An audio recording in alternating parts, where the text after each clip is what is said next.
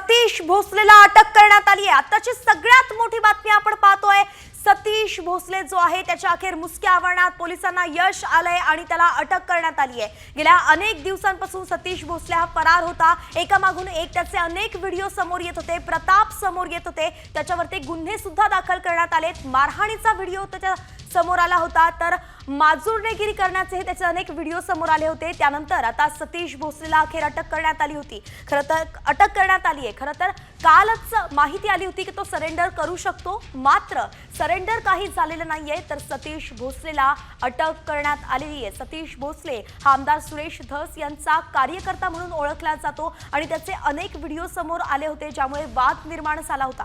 आपले प्रतिनिधी माधव सावरगावे आपल्यासोबत जोडले गेलेत। माधव, काय सांगाल? सतीश भोसलेला अटक झाली आहे, कुठून करण्यात आली अटक?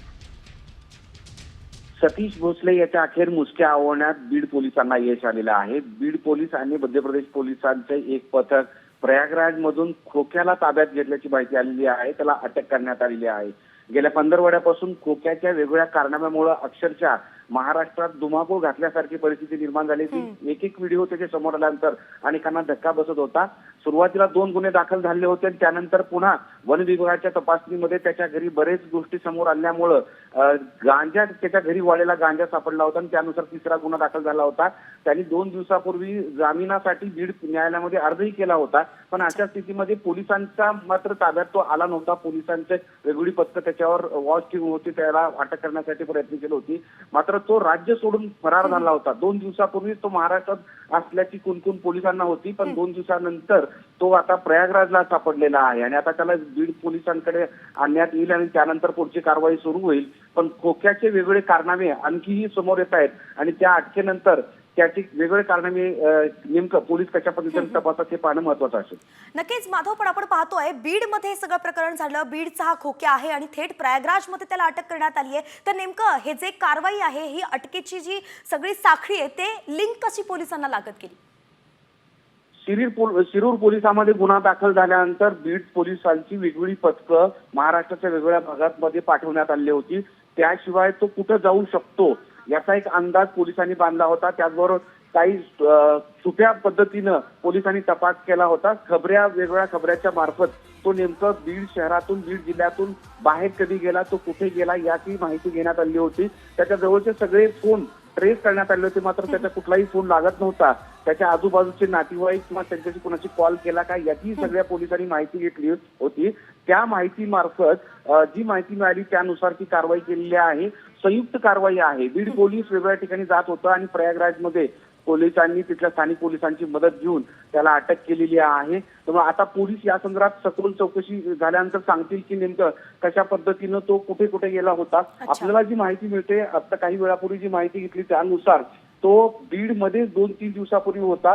त्यानंतर बीड पोलीस कसून चौकशी करत असल्याची त्याला माहिती कळली होती। त्यानंतर माध्यमांसमोर मोठ्या बातम्या येत असल्यामुळे तो हादरून गेला होता। अशा स्थितीमध्ये त्यांनी राज्य सोडण्याचा निर्णय घेतला। त्याच्याजवळ काही पैसे होते आणि त्या पैशाच्या आधारावर तो तिथपर्यंत पोहोचला, मात्र तो खासगी गाडीने गेला असावा असा अंदाज आहे, कारण बस किंवा रेल्वे स्टेशन मधून कुठलाही तिथं दिसलेलं नाही। त्या संदर्भातली माहिती पोलिसांनी घेतलेली होती, त्यामुळे कुठल्या गाडीनं तो तिथपर्यंत गेला होता, त्याच्यासोबत कोण कोण होते याचंही आता हळूहळू माहिती समोर येऊ शकते। त्याला प्रयागराज मधून पुन्हा महाराष्ट्रात आणलं गेलंय का, किंवा कधी आणणार आहे? कॉमस्कोर नुसार आता isakal.com आहे देशातील नंबर 1 ची मराठी न्यूज वेबसाईट। प्रत्येक अपडेटसाठी isakal.com ला नक्की भेट द्या। आता बीड पोलिसांनी ही कारवाई केल्यानंतर त्याला आज संध्याकाळपर्यंत किंवा उद्या सकाळपर्यंत बीडमध्ये आणतील अशी शक्यता आहे आणि त्यानंतर त्याला कोर्टात प्रोड्यूस करतील। सुरुवातीला असं सांगण्यात आलं होतं की तो स्वतः सरेंडर होईल, कारण 2 दिवसापूर्वी तो एका ठिकाणी दिसल्याची माहिती खबऱ्यामार्फत स्थानिक पोलिसांना, बीड पोलिसांना कळलेली होती। त्यानंतर ही कारवाई झालेली आहे। आता कारवाई झाल्यानंतर त्याला अत्यंत बंदोबस्तामध्ये, कारण त्याचे वेगवेगळे कारणे पाहिल्यानंतर कुठलाही अनुचित प्रकार होऊ नये किंवा त्याच्या पद्धतीनं कुठलाही प्रकार घडवण्यास तो यशस्वी ठरू नये यासाठीची पोलिसांनी सगळी खबरदारी घ्यायला सुरुवात केलेली आहे। पोलिसांची वेगळी पथकं तिथे दाखल झाल्यानंतर ती एका पथकाला तो ताब्यात आलेला आहे आणि त्यानंतर आणखी पोलिसांची काही पथकं त्याला इथं बीडमध्ये आणतील आणि त्याच्यावर पुढची कारवाई सुरू होईल। नेमकी ही पुढची कारवाई जी होणार आहे ती कशा पद्धतीने होऊ शकते? त्याचा जबाब नोंदवला जाऊ शकतो का, किंवा कोर्टात हजर केला जाऊ शकतं का? काय पुढची प्रोसेस असू शकते? शिरूर पोलीस ठाण्यामध्ये त्याच्यावर गुन्हा दाखल झाल्यानंतर त्याचे वेगवेगळे व्हिडिओ समोर आलेले होते. तो एक तर पैशाचा माज, त्याचबरोबर अत्यंत क्रूरपणे त्यांनी मारहाण केलेली होती. त्याचबरोबर ढाकणी कुटुंबियांना मारहाण केल्यानंतर त्यांची तक्रार जी झाली, त्यांचा जबाब जो आहे त्या जबाबानुसार त्याची चौकशी केली जाईल. सोबतच वन विभागाने जी संपूर्ण चौकशी केली होती त्या संपूर्ण चौकशीमध्ये त्याच्या घरामध्ये वेगवेगळे मांस आढळून आलं होतं. त्याचबरोबर कत्तलीसाठी किंवा हत्यारे वेगवेगळी साधनं त्या ठिकाणी आढळून आली होती. त्याची सगळी जप्त केली आहे. त्याचे जबाब वन विभागाच्या अधिकाऱ्यांनी पोलिसांसमोर सुद्धा दिलेले आहेत. या सगळ्या पार्श्वभूमीवर त्याचे वेगवेगळे कारणांनी समोर आल्यानंतर त्या सगळ्यांची सखोल चौकशी होणार आहे. सुरुवातीला त्याचा जबाब म्हणण्यापेक्षा त्यापेक्षा जामीन अर्जासाठी त्याच्या वकिलाकडून जे जे मुद्दे मांडण्यात आलेले आहेत, त्याच्या बचावासाठी जी काही प्रक्रिया त्याच्याकडून करण्यात येत आहे, त्या अनुषंगानं यांनी आतापर्यंत जे जे गुन्हे केले त्या सगळ्या गुन्ह्यांचा तपास केला जाईल. सुरुवातीला आपल्याला जी माहिती मिळते त्यानुसार खोक्याला महाराष्ट्रात इथं आणल्यानंतर बीडमध्ये त्याचे कुठे ते त्यांनी कारनामे केले होते त्याची पोलीस पूर्ण तपासासाठी ती तिथे घेऊन जातील. त्यासाठी कोर्टात आता प्रोड्यूस करावं लागेल. कोर्टात प्रोड्यूस केल्यानंतर कोर्ट जी पोलीस कस्टडी देईल, पोलीस कस्टडीसाठी सुद्धा साधारणतः 14 दिवसाची पोलीस कस्टडीची मागणी पोलिसांच्या वतीनं करण्यात येते. त्याचबरोबर कोर्टाकडून सुद्धा ती 14 दिवसाची पोलीस कस्टडी मिळण्याची शक्यता आहे. कारण हा गुन्हा मोठा आहे. कारण एकच गुन्हा नाही तर वेगवेगळ्या गुन्ह्यामध्ये तो अडकलेला आहे. ढाकरे कुटुंबियांना जबर मारहाण करणे, त्याचबरोबर वेगवेगळ्या प्राण्यांची कत्तल करणे, शिकार करणे, त्या शिकारीसाठी लागणारे साहित्य घरामध्ये जमा करणे, त्याचबरोबर त्याच्या घरामध्ये काही दिवसापासून वाढलेलं मांस होतं त्या सुद्धा मांसाचं होतं. त्याचबरोबर 2 दिवसापूर्वी वन विभागाने संयुक्त पोलिसांनी कारवाई केल्यानंतर त्याच्या घरी वाढलेला गांजा सुद्धा आढळून आला होता.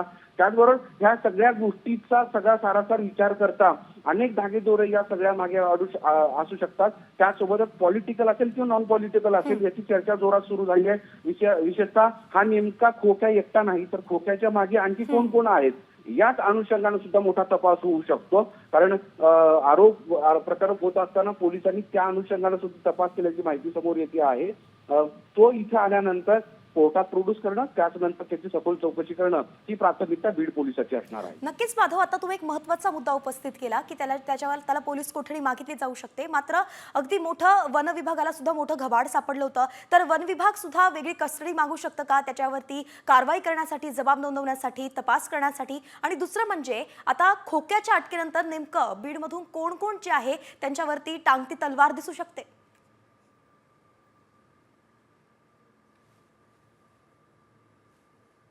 पाहिलेला आहे.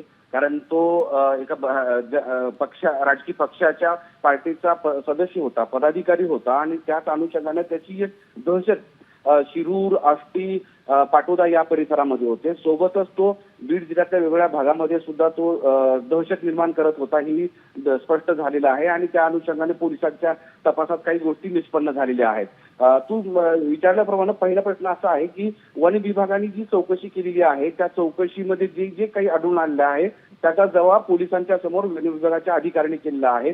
वन विभागाची जी कायदे आहेत त्या कायद्यानुसार सुद्धा तो गुन्ह्याचा समावेश करण्यात आलेला आहे. सगळ्यात महत्वाचा पहिला जो गुन्हा होता तो ढाकणे कुटुंबियांना मारहाण केल्याचा होता. अत्यंत जबर मारहाण, अमानुष मारहाण केल्यानंतर तो मोकाट कशा पद्धतीने फिरत होता या संदर्भातले अनेक व्हिडिओ समोर आल्यानंतर तो पहिला गुन्हा आहे आणि त्या गुन्ह्याच्या संदर्भात अनुषंगाने ती चौकशी होईल. वन विभागाने अपडेट तुमच्याकडनं जाणून घेते माधव. तुर्तास एक महत्वाची बातमी आपण आपल्या प्रेक्षकांना दाखवतोय ती म्हणजे सतीश भोसले बीडमधल्या शिरूर कासारचा रहिवासी आहे. आपण खोक्याबद्दल सध्या जाणून घेतोय. भाजप आमदार सुरेश धस यांचा तो कार्यकर्ता आहे.